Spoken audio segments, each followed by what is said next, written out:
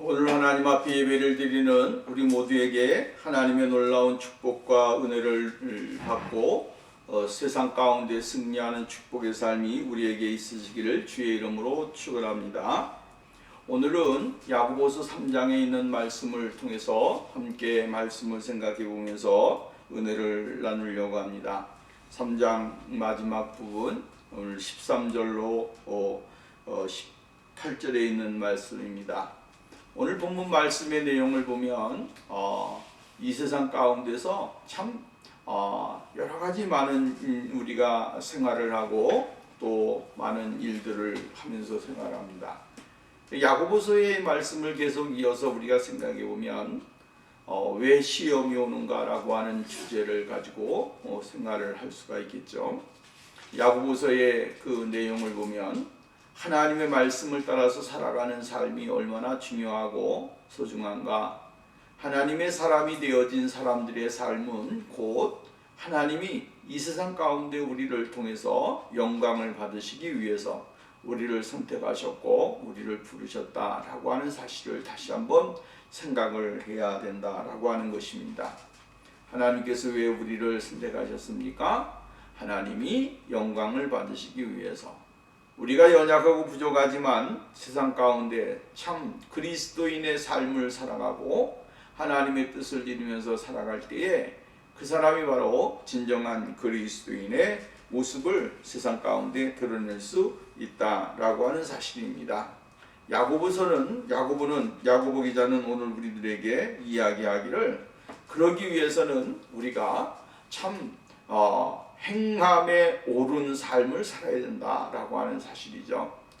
살아가는 우리의 삶의 모습 가운데 진정한 행함이 있어야 되는데 그 행함이 하나님이 원하시는 그러한 행함이 되어야 된다라고 하는 사실을 이야기해주고 있는 것을 볼 수가 있게 되어집니다. 그러면 그 행함을 어떻게 보일 수 있느냐? 오늘 성경에 보면 정말로 우리에게 아주 중요한 사실 두 가지를 이야기해주고 있습니다. 하나는 세상적인 지혜가 있고요. 하나는 하나님으로부터 오는 지혜가 있다. 이렇게 이야기를 해주고 있습니다. 여러분, 세상적인 지혜와 하나님이 주시는 지혜, 이 두 가지의 지혜를 우리들에게 오늘 본문은 이야기해주고 있는 것을 볼 수가 있게 되어집니다. 이 지혜를 잘못 받게 되어지면 하나님의 것을 하나님의 것이라고 생각하지만 그러나 하나님의 것이 아닌 것을 가지고 우리가 오류를 범하고 잘못 생각할 수 있게 되어질 수 있다라고 하는 사실입니다. 그래서 오늘 성경 말씀은 이렇게 말합니다. 너희 중에 지혜와 총명이 있는 자가 누구냐라고 하는 사실이에요. 누가 총명이 있고 누가 지혜가 있느냐, 이 말씀을 통해서 우리들에게 다시 한번 물음을 주고 있는 것을 볼 수가 있다라고 하는 사실입니다. 오늘 여러분, 세상에는 수많은 사람들이 나는 지혜가 있습니다, 나는 참 지혜가 있는 사람입니다 라고 이야기를 하고 있고요. 오늘 우리가 예배를 드리고 있지만 우리 스스로도 나는 참 지혜로운 사람이다 라고 이야기할 때가 굉장히 많이 있습니다. 그러나 그것이 과연 하나님이 주시는 지혜인가? 또한 하나님이 주시지 않는 지혜를 가지고 내 스스로가 착각을 하고 하나님의 지혜인 것 같이 생활을 하고 있지 아니한가? 라고 하는 사실을 우리가 생각해 보아야 됩니다. 여러분, 오늘날 이 시대에 수많은 사람들이 정치가건 또 나아가서는 설교가건 또한 종교가 철학가 이런 사람들, 모든 사람들이 전부 다가 나는 지혜가 있다, 나는 참 지혜로운 사람이다 라고 이야기를 하고 있고, 또 말을 잘하고 언변이 특별하게 뛰어난다든가 처세술이 특별하게 뛰어난다든가 이렇게 되어지면 그 사람은 참 지혜로운 사람이다 라고 이야기를 해주고 있는 것을 볼 수가 있습니다.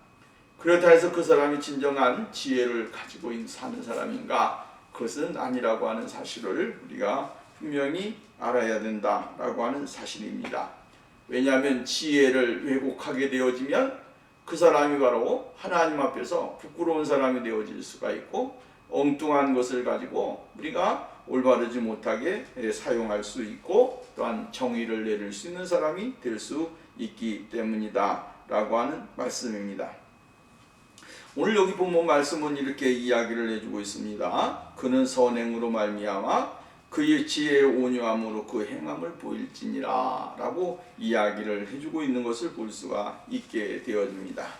누가 지혜 있는 사람인가 라고 하는 사실을 우리들에게 이야기해주고 있는 것을 볼 수가 있죠. 지혜가 있다고 하면서도 삶 가운데서 올바르지 못한 모습을 보이는 것은 지혜로운 사람이 아니다 라고 이야기를 해주고 있는 것을 볼 수가 있게 되어집니다. 어떠한 사람들에게 고통과 피해와 어려움과 슬픔과 상처와 괴로움, 아픔 이러한 것을 주는 삶이 지혜로운 삶인가 라고 하는 사실이죠. 이러한 것은 지혜로운 삶이 아니라 지혜롭지 못한 삶이 되어질 수 있다라고 하는 사실입니다. 예수님께서는 비유로 말씀하셨습니다. 그 비유 가운데 어떠한 말이 있느냐면 지혜로운 사람과 지혜롭지 못한 사람에 대하여 이야기를 해주고 있다라고 하는 것이죠. 지혜로운 사람은 반석 위에다가 집을 짓는 사람이라 라고 이야기를 해주고 있고, 어리석은 사람은 지혜가 없는 사람입니다. 지혜가 없는 사람은 모래 위에다가 집을 짓는 사람과 같다라고 말씀을 하셨습니다. 한 사람은 반석 위에다가 집을 지었기 때문에 창수가 나고 비가 오고 어려움이 오게 될 때에 그 사람은 모든 것을 이겨낼 수 있는 그러한 능력이 있고 또한 삶이 있지만, 모래 위에다 집을 짓는 사람은 정말로 비가 올 때 모래가 쓸려나가 결국은 집이 무너지게 되어질 수 있다라고 하는 사실을 이야기해 주고 있습니다. 지혜로운 사람, 어떠한 사람이 지혜로운 사람입니까? 우리는 솔로몬의 지혜를 통해서도 볼 수가 있게 되었죠. 어느 날 갑자기 한 여인이, 정말 두 여인이 자기의 자식이라고 아이를 데려오게 되어지는 것을 볼 수가 있죠. 그때 솔로몬은 자신이 가지고 있는 지혜로는 분별할 수 없기 때문에 하나님의 지혜를 구하였고, 하나님께서 그에게 지혜를 풍성하게 부어주시는 결과가 올바른 판단을 할 수 있습니다. 한 여인은 내가 이 자식을 갖지 못하기 때문에 이 자식을 저 여인에게 주어라 라고 하는 말을 했고, 한 사람은 둘 다 가질 수가 없으니 쪼개어서 갈라서 조금씩 반씩 나눠달라라고 하는 이야기를 하게 되어지는 것을 볼 수가 있습니다. 그때 솔로몬은 자기가 하나님이 주신 지혜를 가지고 진정한 부모의 마음, 부모의 생각을 깨닫게 되고 올바른 판단을 내리게 되어졌다라고 하는 사실을 우리가 볼 수가 있다라고 하는 말씀입니다. 지혜 있는 자라 하는 말은 선생이라고 하는 말입니다. 지혜가 누가 있습니까? 선생에게 있습니다. 가르치는 자에게 있습니다. 또한 정말로 모든 사람들 앞에 모범을 보이는 사람, 이러한 사람들이 정말로 지혜 있는 사람이고, 또한 삶의 모든 문제를 받을 수 있는 그러한 교육이 되어지게 되어지는 것을 볼 수가 있게 되어집니다. 여러분, 지혜를 이야기할 때 누구에게 가라고 말을 합니까? 나이 드신 분들, 경험과 인생의 삶의 모든 것을 경험한 분들에게 가서 지혜를 배워라 라고 이야기합니다.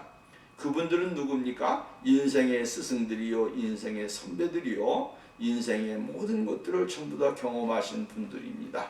전쟁을 경험했고 또한 삶의 정말 고통과 괴로움을 경험했던 사람들, 이러한 분들에게 가서 인생을 배워라 라고 하는 것입니다.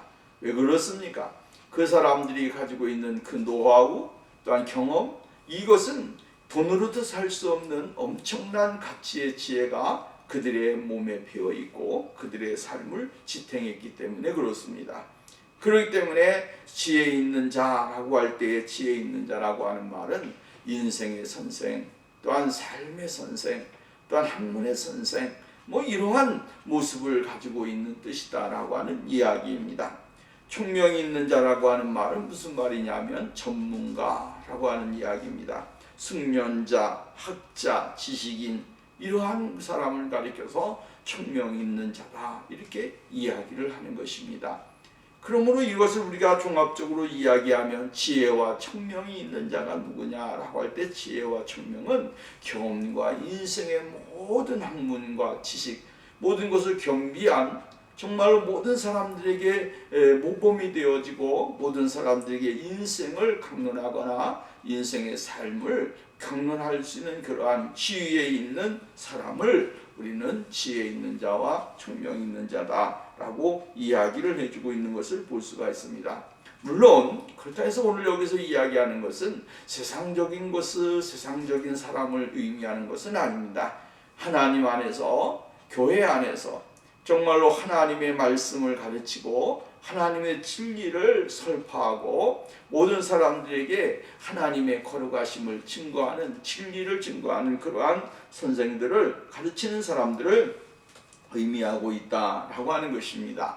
그러므로 여기에 해당되는 것은 교사와 목사 또한 이러한 삶의 사명을 감당하면서 주님 앞에 영광을 돌리는 그러한 삶을 사람들을 가르쳐주고 있다라고 하는 그러한 말씀입니다. 오늘 여러분 교회 안에서 누가 지혜로운 사람입니까? 교회 안에서 우리 중 누가 지혜와 청명이 많이 있습니까? 야고보가 활동하던 시대의 상황을 말해주는 것입니다. 그 시대의 선생이라고 하는 사람들 정말로 자신들을 모든 사람들에게 지도자요 모든 사람들에게 말씀을 가르치고 그들에게 모든 삶을 가르치는 그러한 선생들을 여기서 가르쳐주고 있다라고 하는 그러한 말씀이죠. 근데 이러한 사람들의 삶 속에서 야고보가 보는 그러한 현실적인 모습은 그렇지 못한 사람들도 많이 있었다라고 하는 것이죠.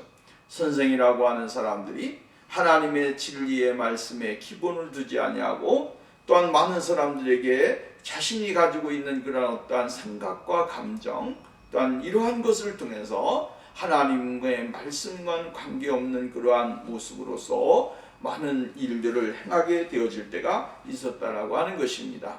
그렇기 때문에 이러한 모습을 오늘 야고보사도는 우리들에게 가르쳐주고 있는 것입니다.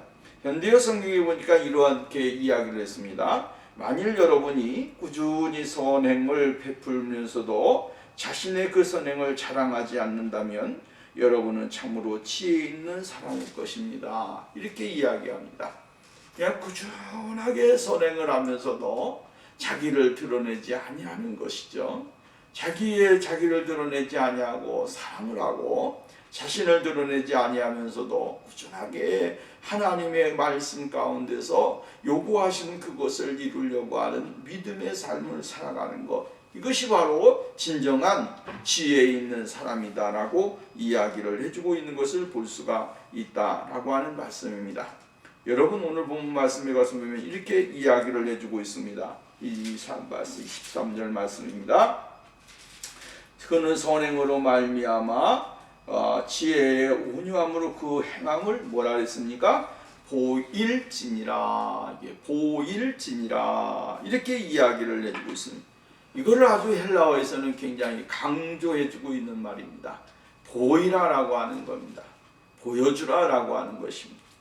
이 보여주라. 이 말은 지혜로운 선생이 이러한 특성을 가지고 있다라고 하는 사실을 우리들에게 가르쳐주고 있는 것이죠. 어리석은 사람이 아니라 지혜로운 선생은 이러한 삶이 있고 이러한 모습이 있고 이러한 것을 소유하고 있다라고 하는 사실을 우리들에게 보여주고 있다라고 하는 사실입니다. 다른 지혜로운 사람은 늘 다른 사람들을 배려하고 또한 생각을 하고 행동을 하는 삶입니다. 아무렇게나 그냥 행동하지 않는다라고 하는 사실입니다. 여러분 기분 따라서 움직이거나 자기의 생각을 따라서 움직이는 사람이 지혜로운 사람이 아닙니다. 지혜로운 사람은 자기의 감정을 억제할 수 있어야 하고 떠나서는 다른 사람들의 보기에도 흠이 되지 않을 만큼 그러한 아름다운 그러한 겸손한 믿음을 가지고 우리가 생활을 하는 사람이다 라고 하는 말씀입니다. 그래서 예수님께서 뭐라고 말씀을 하시느냐면 요한복음 말씀을 봅니다. 8장 31절 그러므로 예수께서 자기를 믿는 유대인들에게 이르되 너희가 내 말에 거하면 참으로 내 제자가 되고, 예수님의 말씀을 따르게 되어지면 예수님의 제자가 되어진다. 그리고 진리를 알지니 진리가 너희를 자유케 하리라.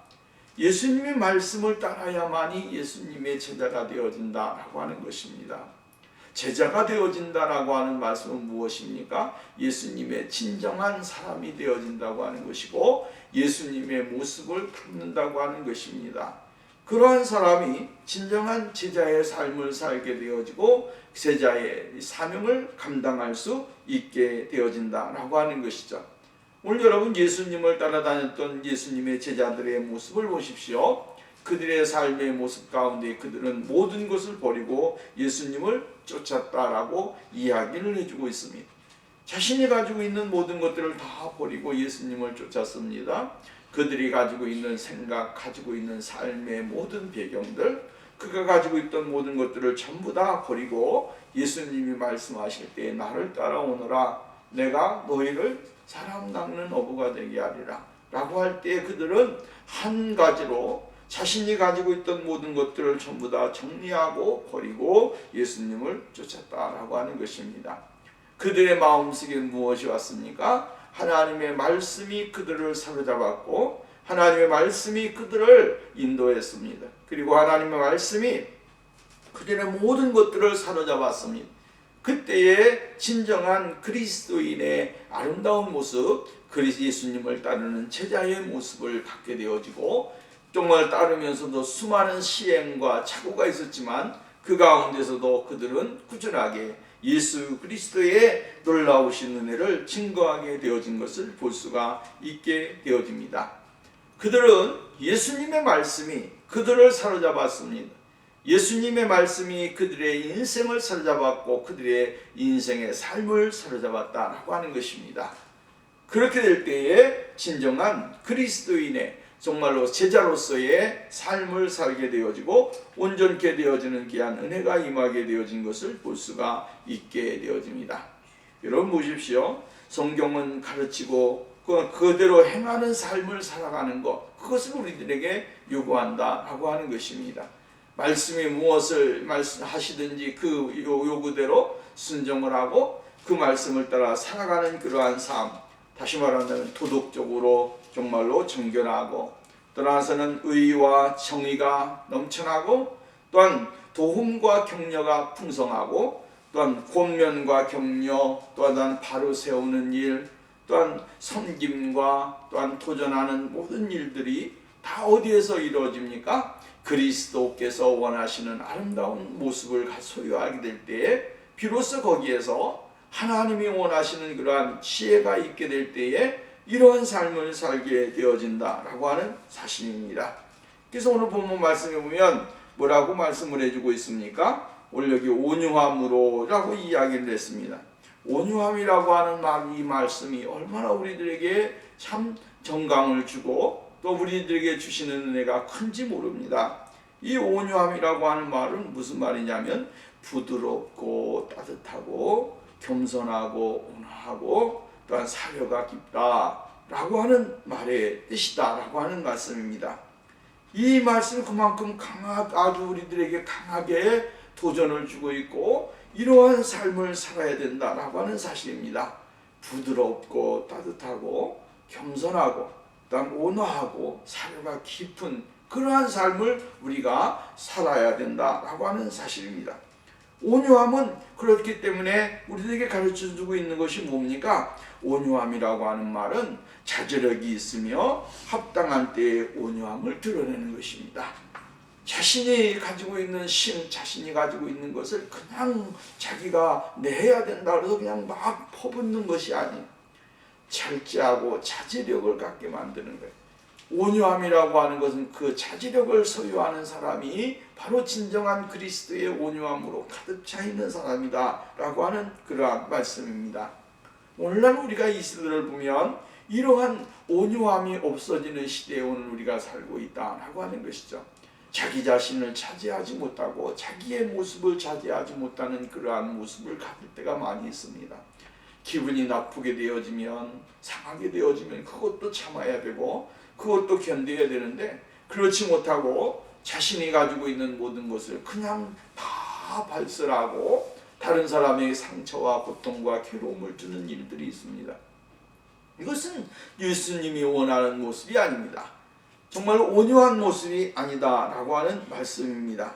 오늘 여러분, 온유라고 하는 말은 뭡니까? 정말로 자제력이 있는 것입니다. 자기 자신을 다스릴 수 있어야 되고 예수님의 그 성품이 오늘 우리들에게 있어져야 된다라고 하는, 예수님도 뭐라고 말씀했습니까? 나도 마음이 온유하고 온유하다. 예수님의 마음이 온유한 마음입니다. 그 마음 속에 여러 가지 아픔도 있고 고통도 있고 괴로움도 있고 신경질 나는 일도 작은 일도 있지만, 그러나 예수님은 온유한 그 모습을 잃어버리지 아니하시고 주님이 하나님이 주신 일들을 감당하는데 자기의 모든 감정을 다 통제할 수 있는, 생각과 마음과 행동을 통제할 수 있는 그러한 모습을 갖게 되어지신 것을 볼 수가 있습니다. 이것이 바로 그리스도인입니다. 바로 예수님이 오늘 우리 시대에, 우리가 이 어려운 시대에 살아가고 있지만 어려운 시대 가운데 우리들에게 요구하는 게 뭡니까? 진정한 그리스도인의 모습을 잃어버리지 아니하고 주님 앞에 영광을 돌리는 그러한 삶이다 라고 하는 말씀입니다. 그렇기 때문에 이 온유함 속에는 무엇이 포함되어 있냐면 겸손함이 포함되어 있는 것입니다. 자신의 겸손함을 그대로 내려놓고 하나님 아버지 앞에 나아가는 그러한 삶, 이것이 우리들에게 요구하는 것이다 라고 하는 것이죠.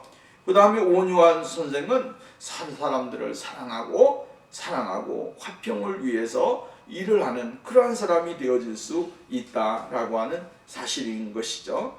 오늘 여러분, 오늘 우리가 온유한 사람 하면 나약한 사람, 또 나아가서는 빈약한 사람, 저 사람은 정말로 모든 사람들 앞에서 아무 힘도 없어 라고 이야기합니다.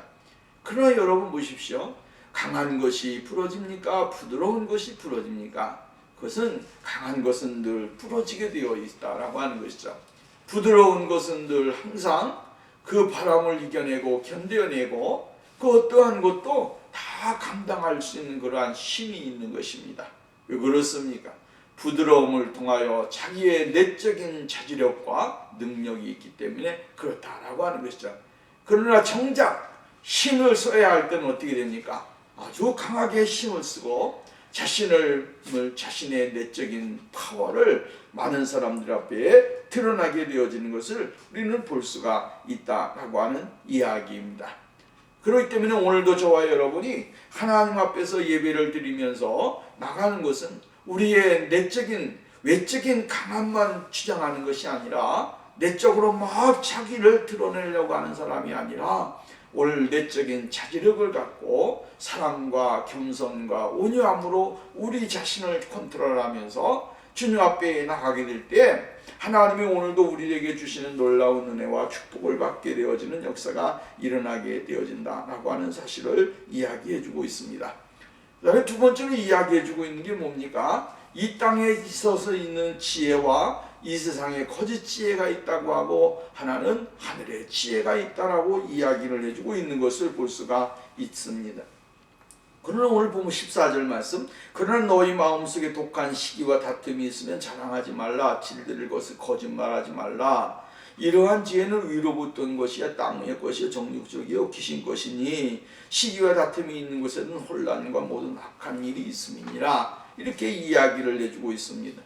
여러분, 사람이요, 오늘 우리가 간단하게 이야기하면 이것입니다. 사람들에게 불안을 조종하고 사람들의 마음을 상처를 주게 되고 사람들의 그 삶 생각과 모든 것을 정말로 자기 것으로 채워지려고 하는 그러한 올바르지 못한 생각은 결국은 하나님이 주신 지혜가 아니다 라고 이야기를 해주고 있습니다. 어떤 사람은 그 사람만 만나게 되어지면 여러분 불안한 사람이 있습니다. 그 사람만 만나면 사람이 여러분 안절부절을 못합니다. 그 사람을 만나면 분위기가 바뀌어지게 되어지는 것을 볼 수가 있습니다. 왜 그렇습니까? 그 사람은 바로 하나님의 성령으로 말미암아 거듭나지 못했기 때문에 그러고 하나님의 말씀이 그 사람을 지배하지 못했기 때문에 그렇습니다. 하나님이 지배하는 사람, 다스림을 받는 사람은 어떤 사람입니까? 그곳에서도 자기 자신의 모습을 드러내지 않고 자신이 해야 될 일을 감당하면서 모든 사람들과 함께 아름다움을 공유하는 것입니다. 그런데 그렇지 아니하고 어떤 정말로 편견과 독선적인 것으로 가득 차가지고 다른 사람들에게 위협을 가하게 되고 올바르지 못한 모습을 보이는 그러한 일들이 일어나게 되어진다라고 하는 것이죠. 그러면서도 뭐라고 말합니까? 나는 참 지혜로운 사람이다. 나는 지혜가 있다라고 이야기하고 있습니다. 공부를 많이 하고 독서를 많이 하고 자기가 다 한다 그래서 그 사람이 훌륭한 인격을 가진 사람이냐? 성품을 가진 사람, 그것은 아니라고 하는 거죠. 그 사람이 바로 하나님의 사랑, 진정한 하나님의 성령이 그 사람을 다스리고 있는가? 아니면 하나님의 성령이 그를 다스리지 않고 있는가에 따라서 오늘 여러분 모든 것이 다 바뀌어지는 것입니다. 세상의 문화 쪽으로, 세상의 학문 쪽으로, 세상의 것으로 가득 차 있는 사람이 성령의 지배를 받느냐? 그것은 아니라고 하는 것이죠.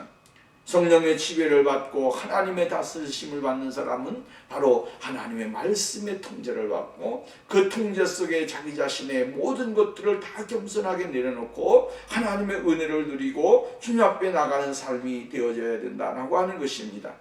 거짓 지혜를 가지고 거짓된 믿음을 가지고 하나님의 지혜라고 이야기하고 있고 하나님의 믿음이라고 이야기하는 이러한 잘못된 모습들이 이 시대에 얼마나 많이 있는가라고 하는 것이죠. 그렇기 때문에 오늘 우리가 이러한 것들을 잘 구분해서 생활을 하는 삶이 되어야 된다라고 하는 것입니다. 마태복음 23장 12절 말씀에 보면 누구든지 자기를 높이는 자는 낮아지고 누구든지 자기를 높이는 자는 낮추는 자는 높아지리라. 낮추는 자는 높아지고 높이는 자는 낮아지게 되어진다라고 이야기를 해주고 있습니다. 로마서 12장 16절 서로 마음을 같이하여 높은 데 마음을 두지 말고 도리어 낮은 데 처하며 스스로 지혜 있는 채 하지 말아라 라고 이야기를 해주고 있는 것을 볼 수가 있게 되어집니다. 거짓 선생들의 일관된 모습들, 진리에서 벗어나는 것입니다. 정말로 올바르지 못한 것을 가지고 올바르다라고 이야기를 해주고 있는 것을 볼 수가 있는 것이죠. 그래서 오늘 성경 말씀은 이렇게 말합니다. 거짓 지혜의 근원에 대해서 이야기하기를 거짓 지혜는 세상에서 비롯된 것이다. 세상에서 비롯된 것이라고 합니다. 이 세상에 속하고 이 세상에 머물러 있는 것이 바로 그것으로부터 취해진 것은 바로 거짓지혜라고 하는 사실을 이야기해 주고 있어요. 두 번째로 거짓지혜는 뭐라고 말합니까? 정력적이다. 자기의 욕구, 자기의 어떠한 것을 성취하기 위해서 내 목적과 내 이루고자 하는 것을 이루기 위해서 자기의 모든 것이 거기에 포함되어 있는, 그럴 때 정욕적인 것이기 때문에 거기에 뭐가 있습니까? 파괴적인 것이 있게 되고 잘못되어진 사람들과의 관계가 틀어지게 되어지고 올바르지 못한 모습이 나타나게 되어지는 것이다. 그러니까 여러분, 오늘 여러분 세상에서 비롯되어진 지혜, 또한 정욕적인 그러한 지혜는 하나님이 원하시는 모습이 아니다라고 하는 것입니다. 세 번째는 뭐라 했습니까? 거짓 지혜는 마귀적이다 이렇게 이야기했어요. 그러니까 마귀로부터 오기 때문에 거기에 화평이 있을 수가 없고 거기에 정의가 있을 수가 없고 거기에 하나님의 의로움이 드러낼 수 없다라고 이야기했어요. 이러한 것들이 결국은 무엇을 말합니까? 교회를 파괴시키게 되고 또한 가정을 파괴시키게 되고 우리의 삶을 혼탁하고 혼돈하게 만드는 그러한 일들이 일어나게 되어진다라고 하는 것입니다. 그리고 정말로 세상의 종교를 따라 세상의 문화를 따라 세상의 것을 쫓아서 오늘 우리가 인생을 살아가게 되고 올바르지 못한 그러한 삶을 살게 되어진다고 하는 사실을 우리에게 가르쳐주고 있다라고 하는 것입니다. 그러므로 거짓 지혜, 세상에 속한 지혜, 마귀로부터 오는 지혜를 가지고 하나님의 교회에 있게 되어지면 어떻게 되겠습니까? 교회가 정말로 싸움판이 되어지고 하나님의 진리가 무너지게 되어지고 올바르지 못한 그러한 길로 교회가 나갈 수밖에 없다라고 하는 것입니다. 오늘 여러분 정말로 세상의 공중권세를 잡은 이 원수마귀가 오늘도 여러분 교회를 향하여 우리를 향하여 정말로 유혹의 손길을 뻗치고 있고 우리들에게 거짓된 지식과 지혜를 주어서 하나님 앞에 나가지 못하도록 만든 일들이 있다라고 하는 사실을 우리가 잊지 말아야 되는 것입니다. 그 다음에 17절 이하의 말씀부터 봅니다. 17절 말씀부터 보면 하나님이 주시는 위로부터 주시는 지혜가 나타납니다. 위로부터 난 지혜는 첫 번째 화평하고 관용하고 양순하고 국률과 선한 열매가 가득하고 편견과 거짓이 없나니 화평케 하는 자들은 화평으로 심어 유의의 열매를 거두니라. 이렇게 이야기를 했어요. 참 지혜의 근원이 어디에서 온다 그랬습니까? 하나님에게서부터 온다. 그러니까 하나님을 잘 믿으면 참 지혜가 있는 거예요. 하나님을 믿지 아니하면, 하나님을 의지하지 아니하고 하나님을 바라보지 아니하면 참 지혜는 있을 수가 없습니다. 왜? 지혜는 위로부터 오는 것이기 때문에. 성경은 이렇게 이야기해주고 있잖아요.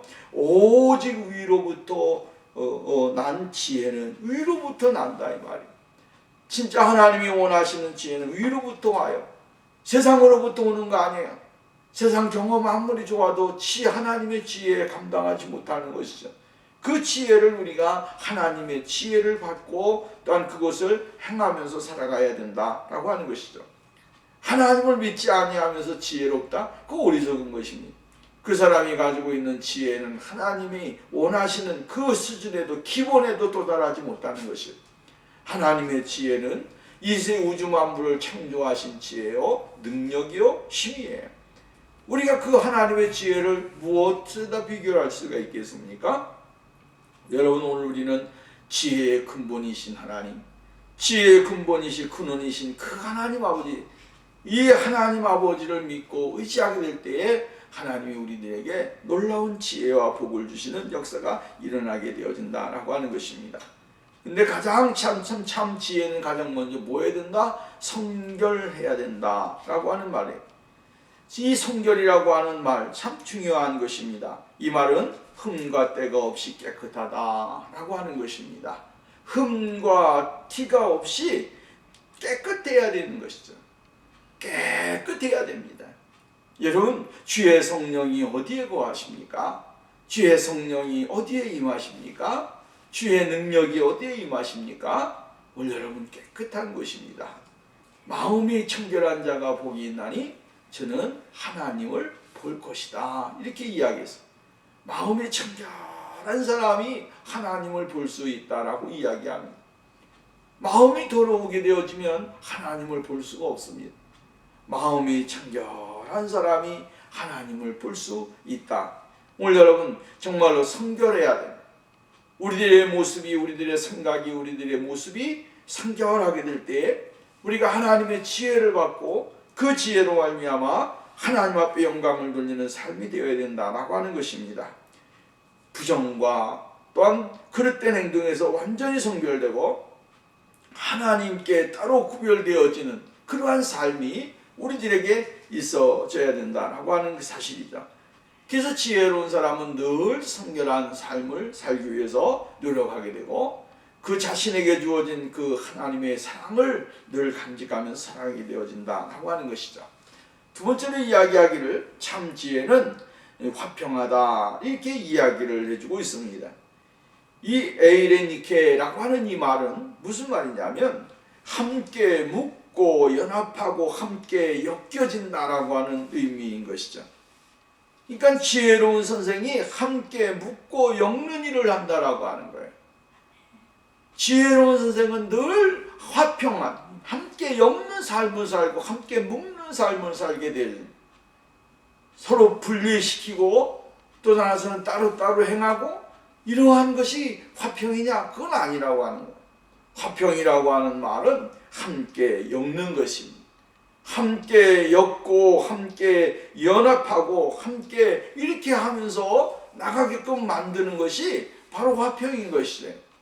오늘날 이 시대에 보면 정말로 전부 다 자기 자신의 모습을 드러내게 하고 엮는 것이 아니라 서로가 각가지 뿌리치고 자신의 존재만을 드러내려고 하는 사람들, 분리하는 사람들, 이것은 바로 하나님이 원하시는 것이 아닙니다. 하나님이 원하는 게 뭡니까? 화평하는 거예요. 엮는 거예요. 꽁꽁 엮는 거예요. 그리스도의 사람을 엮는 것이고 그리스도의 세상 사람들을 하나님 앞으로 엮는 거예요. 이러한 삶을 살게 되어질 때 그 사람이 진정한 화평한 삶을 살게 되어지고 주님 앞에 영광을 돌리는 삶이 되어지는 것이죠. 교회 이름만 좋다 그래서 화평이라 해서 화평교회, 화평한 교회가 되는 것도 아니고, 또 이름이 화평하다 그래서 화평하는 거 아니고, 오늘 여러분 중요한 건 뭐예요? 예수 그리스도의 사랑으로 묶여지느냐 안 묶여지느냐라고 하는 거예요. 묶는 삶을 사느냐 아니면 묶지 못하는 삶을 사느냐, 이것이 우리에게 굉장히 중요하다라고 하는 사실입니다. 그래서 예수님의 사람들은 누구에게 엮습니까? 하나님의 사람들은 하나님의 예수 그리스도에게 묶는 삶을 사는 거예요. 세상에 있는 사람들을 데려다가 누구에게 묶습니까? 예수 그리스도에게 묶는 것입니다. 그래서 그 묶음으로 말미암아 한 공동체가 되고 하나님의 사랑과 은혜를 누리는 그러한 역사가 일어나게 되어집니다. 그 다음에 세 번째로 보면 관용한다, 이 말입니다. 이 관용한다라고 하는 말은 무슨 말이냐면 에피에이케스라고 하는 헬라어인데, 이 말은 온화함, 관용, 합리적임, 사려가 깊음, 상냥함, 예의 바름, 인내, 부드러움, 이렇게 번역이 되기도 하게 되어지는 것을 볼 수가 있게 되어집니다. 그러나 중요한 건 관용이나 온화함이 적절한 표현 같습니다. 관용이나 온화함이 적절한 온화함, 그 온화함이 아주 가득한 거예요. 그러니까 이 온화함이 없어지게 되면 관용이 없는 사람입니다. 오늘 여러분, 오늘 우리가 이 세상 살면서 이 하나님의 지혜는 관용하는 거예요. 온화함이 넘쳐나는 삶을 살아야 되는 거죠. 그 다음에 네 번째로는 양순한다. 이 양순하다라고 하는 말이, 이건 뭡니까? 합당한 것과 간절한 수에 기꺼이 귀를 기울이는 것이죠. 합리적이라고 하는 말입니다. 합리적으로 정말로 모든 사람들에게 귀를 기울이고 또한 모든 사람들의 간절한 호소에 마음을 같이 하는 그러한 모습을 여기서 이야기해주고 있습니다. 또한 그러한 자기 자신이 틀렸다고 생각했을 때에는 기꺼이 고려하는 자세를 갖는 그러한 모습, 이것이 여기서 이 양순이라고 하는 말에 해당되어진다라고 하는 것입니다. 여러분, 자기 자신이 틀렸음에도 불구하고 고집불통같이 우겨대는 사람들이 있잖아요. 이게 아닌데 꼭 그것이 정답이라고 그냥 우기는 사람들이 있습니다.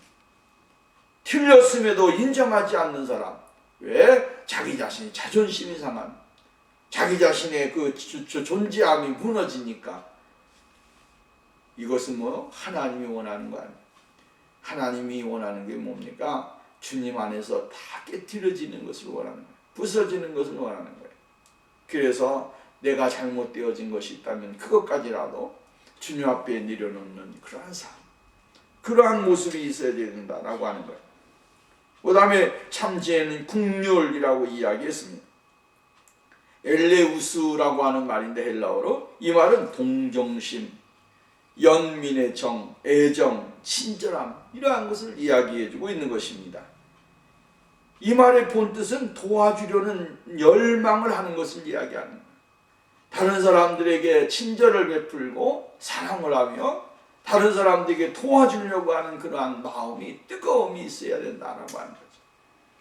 이것이 바로 하나님이 요구하시는 모습이다. 그래서 예수 그리스도도 이 세상에 오셔서 왜 오셨습니까? 죄 많고 허물 많은 인생들에게 하나님의 거룩하신 은혜를 연결시켜주기 위해서, 구원시키기 위해서 예수님은 이 세상에 오시게 되어진 것을 볼 수가 있다라고 하는 것이죠. 오늘 여러분, 이러한 참치 국률한 마음이 있게 되어질 때 다른 사람들의 모습을 마음 아파하고 또한 고통스러워하며 하나님의 사랑을 그 가운데 나타내려고 하는 모습이 나타나게 되어지는 것을 볼 수가 있습니다. 그 다음에 참 지혜는 선한 열매가 가득하다라고 하는 말씀입니다. 이 말은 지혜로운 선생이 실제로 공경에 처한 사람들에게 나가도록 도와주는 그러한 의미를 이야기해 주고 있다라고 하는 것입니다. 그러나 사람은 긍휼을 베풀어야 한다고 느끼면서도 그냥 지나쳐버리게 되어진다라고 하는 것이죠. 왜 그렇습니까? 하나님이 주시는 그 열매가 은혜가 없기 때문에 선한 열매가 맺혀지지 않는 것입니다. 선한 열매는 성령의 충만함. 그래서 여러분 우리가 보면 성령의 9가지 열매 보면 그 열매가 열매지는 어떻게 됩니까? 성령의 충만함이 있어야 되는 것이죠. 하나님의 말씀이 충만함이 있어야 되고 은혜가 있어져야 우리가 하나님이 요구하시는 것을 이룰 수가 있고 선한 열매가 우리의 모습을 통하여 나타나게 되어진다라고 하는 것입니다. 그 다음에 참지혜는 편벽이 없어야 된다라고 하는 말씀입니다. 이 말은 헬라어에서 2가지의 뜻이 있는데 하나는 뭐냐면 지혜로운 선생은 공평하다라고 하는 이야기입니다. 공평. 이 공평이라고 하는 말씀이 편벽에 여기에 첫 번째 해당하는 단어의 뜻입니다. 공평이 없어져야 된다. 편벽이 없어야 된다. 공평해야 된다라고 하는 사실이죠. 또 하나는 뭐냐면 판단하는 일에 전념하는 것을 이야기하는 것입니다. 자기가 판단하고 자기가 하는 일에 하나님이 원하시는 것에 대하여 정말로 진정한 집중을 하면서 이것이 하나님의 뜻인가 아닌가를 정확하게 깨닫고 올바르게 판단을 하고 행동을 하는 것이 바로 여기에 해당하는 것이다 라고 하는 것입니다. 그 다음에 참 지혜는 거짓이 없다. 거짓이 없다라고 하는 거예요. 이 말은 무슨 말이냐면 불성실함, 위선, 하는 척하는 것, 속과 겉이 다른 것, 이것을 의미해주고 있는 겁니다. 그러니까 거짓이 없다라고 하는 말씀은 이러한 것이 불성실함이 없다라고 하는, 또 위선적인 모습이 없다라고 하는 거예요. 다른 사람 앞에 눈앞에 잘 보이려고 여러분 정말로 이리 행하고 저리 행하는 그러한 모습들, 그러한 것이 없는 것이죠. 하는 척하는 것, 내가 뭘 하는 척 교회에 가보면 누구에게 잘 보이려고 이렇게 하는 척하는 것, 이러한 것이 없는 것이죠. 겉과 속이 다 다르다라고 하는 의미. 오늘 여러분 이러한 거짓이 오늘 우리들에게 있게 되어지면 어떻게 됩니까? 하나님의 은혜 속에 들어가지 못하게 되고 하나님과 함께하는 삶을 살아갈 수 없게 되어진다라고 하는 사실이죠. 마지막으로 뭐라고 말합니까? 참지혜는 의의 열매, 의의 삶과 이렇게 이러한 것들이 주렁주렁 맺혀지는 삶이 되어진다라고 하는 거예요. 결론적으로 우리가 생각해 봅시다. 하나님은 우리들에게 요구하는 것이 무엇입니까? 정말로 하늘의 지혜, 그 세상 지혜가 있고 하늘의 지혜가 있는데 세상의 지혜는 모든 사람들에게 무엇을 주십니까? 공포와 고통과 파괴와 아픔과 상처, 이러한 것을 주게 되어진, 잘하는 사람까지 괜히 건드려가지고 눈물을 흘리게 하고 아픔을 주는 일들이 있습니다. 그러나 하나님의 지혜는 무엇입니까? 하나님의 지혜는 약한 자를 강하게 만들어주게 되고 또 다른 정말로 하는 자들은 더 힘있게 만들어주고 이러면서 하나님이 요구하시는 그 은혜를 모든 사람과 함께 나누는 그러한 삶을 살게 되어진다라고 하는 사실을 우리에게 가르쳐주고 있는 것을 볼 수가 있게 되어집니다. 그러므로 오늘도 우리는 이것을 보면서 정말로 하나님의 지혜가 오늘도 우리를 다스리고 우리의 삶 속에 충만하게 임해서 하나님이 원하시는 그 모습 속에 우리가 거하는 축복이 우리에게 있어져야 될 줄로 믿습니다. 성령님의 놀라우신 은혜와 축복이 우리를 다스림으로 우리 세상 살아가면서 늘 하나님의 지혜로 충만케 되어지는 복된 삶이 우리에게 있어지기를 주의 이름으로 부탁을 드리겠습니다.